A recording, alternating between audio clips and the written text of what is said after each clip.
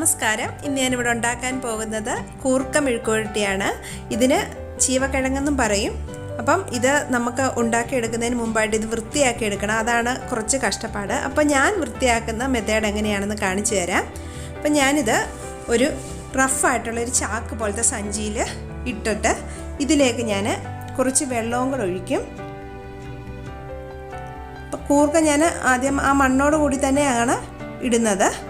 അപ്പോൾ ഇതിലേക്ക് കുറച്ച് ഒരു അര ഗ്ലാസ് വെള്ളം ഒഴിക്കും. 1 കിലോ അളവിലാണ് ഞാനിത് എടുക്കുന്നത്. അതിനുശേഷം ഈ സഞ്ചിയുടെ അറ്റത്തായിട്ട് അത് ക്ലോസ് ചെയ്ത് പിടിച്ചതിന് ശേഷം നല്ലോണം ഇത് റബ്ബ് ചെയ്ത് എടുക്കും. ഇപ്പം നമ്മുടെ നാട്ടിലൊക്കെ പുറത്ത് നല്ല കല്ലൊക്കെ ഉണ്ടെങ്കിൽ അതിലൊക്കെ ഇട്ടിട്ട് റബ്ബ് ചെയ്തെടുക്കാം. അപ്പോൾ ഇവിടെ അങ്ങനെയൊന്നും പറ്റത്തില്ല. അതുകൊണ്ട് ഞാനിങ്ങനെ ഇതുപോലെ തന്നെ വാഷ് ബേസിൽ അതിൽ അങ്ങനെ ഇട്ടിട്ട് ഇതുപോലെ നല്ലതുപോലെ ഇത് റബ്ബ് ചെയ്യും.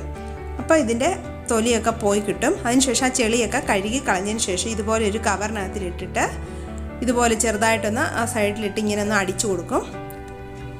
ഇപ്പോൾ ആദ്യം തന്നെ സഞ്ചിയിൽ റഫായിട്ടുള്ളൊരു സഞ്ചിയിൽ ഒരച്ചപ്പോൾ തന്നെ അങ്ങനെ കുറേ തൊലി പോയി. അതിനുശേഷം ഈ കവറിലൂടെ ഇങ്ങനെ ഇട്ടിട്ട് ഒന്ന് റബ്ബ് ചെയ്യും. അതിനുശേഷം ഈ കൂർക്കകൾ തമ്മിൽ ഇതുപോലെ ഒന്ന് റബ്ബ് ചെയ്ത് കൊടുക്കും.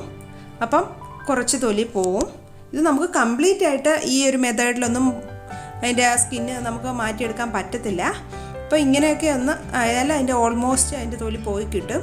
അതിനുശേഷം കഴുകി വൃത്തിയാക്കി എടുത്തതിന് ശേഷം കത്തി കൊണ്ട് തന്നെ അതിൻ്റെ തൊലി കളയണം കുറച്ച്.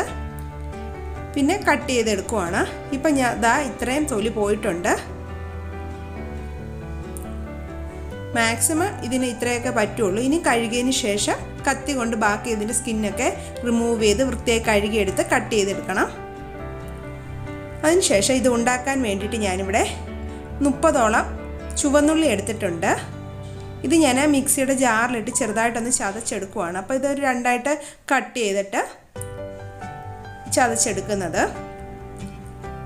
ഒരുപാട് ചെറുതാക്കി കട്ട് ചെയ്യേണ്ട, ജസ്റ്റ് ഒന്ന് 2ആയിട്ട് കട്ട് ചെയ്യുക. പകുതിയായിട്ടാണ് ഞാൻ മിക്സിയുടെ ചെറിയ ജാറിലിട്ടാണ് ഇത് ചതച്ചെടുക്കുന്നത്. അപ്പോൾ ഇതിലേക്ക് ഞാനൊരു 3 വറ്റൽമുളക് കൂടി ഇടുവാണ്. മൊത്തത്തിൽ 5 വറ്റൽമുളക് ഇടുന്നുണ്ട്. അപ്പോൾ പകുതിയായിട്ടാണ് ഇപ്പം 3 മുളക് കൂടി ഇട്ടിട്ട് ഇത് പൾസ് മോഡിലിട്ടിട്ട് നമുക്ക് ചതച്ചെടുക്കാം. ജസ്റ്റ് ഒന്ന് ചതച്ചാൽ മതി. ഇതുപോലെ ബാക്കിയുള്ള ചെറുപുള്ളിയും കൂടെ നമുക്ക് ചതച്ചെടുക്കാം. അപ്പോൾ ഇനി ഞാൻ 2 വറ്റൽമുളക് കൂടെ ഇതിലേക്ക് ചേർക്കുകയാണ്. മൊത്തത്തിൽ 5 വറ്റൽമുളക് ചേർത്തിട്ടുണ്ട്. അപ്പോൾ ഞാൻ ഇതുപോലെ എല്ലാ ഉള്ളിയും മുളകും ചതച്ചെടുത്തിട്ടുണ്ട്. ഇങ്ങനെ ചതച്ചെടുക്കുകയാണെങ്കിൽ ഇതിന് പ്രത്യേക ഒരു ടേസ്റ്റാണ്. അരിഞ്ഞിടുന്നതിനെക്കാട്ടിലും ടേസ്റ്റ് ചതച്ചെടുക്കുന്നതാണ്. പിന്നെ ഞാനൊരു കടായി വെച്ചിട്ടുണ്ട്. അതിലേക്ക് വെളിച്ചെണ്ണയിലാണ് ഞാനിത് ഉണ്ടാക്കുന്നത്. അപ്പം വെളിച്ചെണ്ണ ഒഴിച്ചു കൊടുക്കാം. കുറച്ച് വെളിച്ചെണ്ണ ഒഴിച്ചു കൊടുക്കുവാണ്. ഈ വെളിച്ചെണ്ണ ചൂടായതിന് ശേഷം ഇതിലേക്ക് കടുക് ഇട്ട് കൊടുക്കണം. 1/2 ടീസ്പൂൺ കടുകാണ് ഇട്ട് കൊടുക്കുന്നത്. ഈ കടുക് പൊട്ടിയതിന് ശേഷം ഇതിലേക്ക് കുറച്ച് കറിവേപ്പിലയും കൂടി ഇട്ട് കൊടുക്കാം.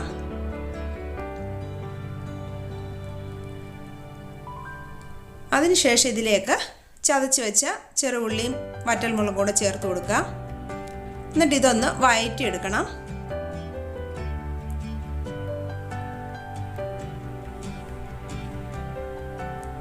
ഇപ്പോൾ ഇത് ഓൾമോസ്റ്റ് ഒന്ന് വഴണ്ടിട്ടുണ്ട്. ഇതിലേക്ക് മഞ്ഞൾപ്പൊടി ചേർത്ത് കൊടുക്കാം. 1/2 ടീസ്പൂൺ മഞ്ഞൾപ്പൊടി ചേർത്ത് കൊടുക്കാം. അതിനുശേഷം ഇത് 1 മിനിറ്റ് ഒന്ന് വഴറ്റുക. അതിനുശേഷം ഇതിലേക്ക് മുളക് പൊടി ചേർത്ത് കൊടുക്കണം. 1/2 ടീസ്പൂൺ മുളക് പൊടിയാണ്. നല്ല എരിവുള്ള മുളക് പൊടിയാണിത്. അതും കൂടെ ചേർത്ത് നല്ലതുപോലെ ഒന്ന് ഇതിൻ്റെ പച്ചമണം മാറുന്നിടം വരെ ഒന്ന് വഴറ്റുക. ഇപ്പോൾ ഇതിൻ്റെ പച്ചമണമൊക്കെ മാറിയിട്ടുണ്ട്. ഇതിലേക്ക് കൂർക്ക ചേർത്ത് കൊടുക്കണം. അപ്പോൾ കഴുകി വൃത്തിയാക്കി ഇത് ഒരു മീഡിയം സൈസിൽ കട്ട് ചെയ്തെടുത്തതാണ്. അപ്പോൾ ഒരുപാട് ചെറുതായിട്ട് നമ്മളിത് കട്ട് ചെയ്യരുത്. ഇപ്പോൾ ഇത്രയും വലുപ്പത്തിൽ തന്നെ കട്ട് ചെയ്യണം. ഇല്ലെങ്കിൽ പിന്നെ ഇത് വെന്ത് കഴിയുമ്പം കുഴഞ്ഞു പോകും. അപ്പോൾ ഈ ഒരു പരുവത്തിൽ കട്ട് ചെയ്തെടുക്കുക. പിന്നെ ഇതിലേക്ക് ആവശ്യത്തിന് ഉപ്പോടെ ചേർക്കുക. 1.5 ടേബിൾ സ്പൂൺ ഉപ്പാണ് ഞാൻ ചേർക്കുന്നത്. ഇനി ഇത് നല്ലതുപോലെ ഒന്ന് മിക്സ് ചെയ്യുക. ഇതിന് ഒരുപാട് സമയമൊന്നും വേവാനില്ല. ഒരു 20-25 മിനിറ്റിലൊക്കെ വെന്ത് കിട്ടും. അപ്പം നമ്മൾ ഇതുപോലെ ഒന്ന് മിക്സ് ചെയ്തതിന് ശേഷം ഇതുപോലെ ഒന്ന് കൂട്ടി വെച്ചിട്ട് അടച്ച് വെച്ച് കുക്ക് ചെയ്യാം. മീഡിയം ഫ്ലെയിമിൽ കുക്ക് ചെയ്യാം. ഇപ്പോൾ അതൊരു 20 മിനിറ്റ് ആയിട്ടുണ്ട്. ഇടയ്ക്ക് ഞാൻ തുറന്ന് വെച്ച് ഇളക്കി കൊടുക്കുമായിരുന്നു. ഇതൊന്നുകൊണ്ടൊന്ന് മിക്സ് ചെയ്തിട്ട് നമുക്കിത് വെന്തോ നോക്കാം. അതിനായിട്ട് നമുക്ക് ആ സ്പൂൺ വെച്ചിട്ട് തന്നെ ജസ്റ്റ് ഇതൊന്ന് കട്ട് ചെയ്ത് നോക്കണം. അപ്പം കട്ടായി കിട്ടുന്നുണ്ടെങ്കിൽ അത് വെന്തിട്ടുണ്ടെന്നാ. അപ്പോൾ അതാ ഇതുപോലെ ഒന്ന് കട്ടായി കിട്ടിയിട്ടുണ്ട്. അപ്പോൾ ഇത് കുക്കായിട്ടുണ്ട് നല്ലതുപോലെ. ഇത് ഒരുപാട് അങ്ങ് വെന്ത് പോകരുത്, ഈ ഒരു പരുവത്തിൽ വെന്താൽ മതി. ഇങ്ങനെ കട്ട് ചെയ്യുമ്പോൾ തന്നെ ഇങ്ങനെ കിട്ടും.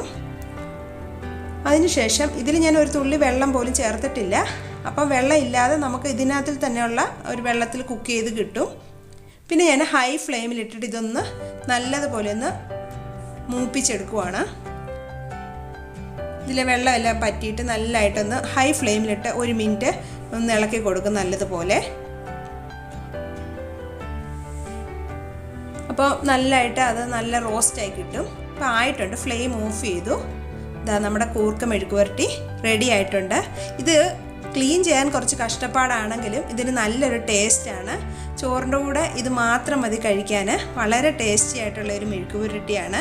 അപ്പം നമ്മൾ കുറച്ച് കഷ്ടപ്പെട്ടാലും നല്ലൊരു മെഴുക്കുവരട്ടി കഴിക്കാൻ പറ്റും. അപ്പം നിങ്ങൾക്ക് എൻ്റെ വീഡിയോ ഒക്കെ ഇഷ്ടമായെന്ന് കരുതുന്നു. Thanks for watching. ഇനി ഞാൻ നല്ലൊരു വീഡിയോയുമായി വരുന്നതായിരിക്കും. ബൈ.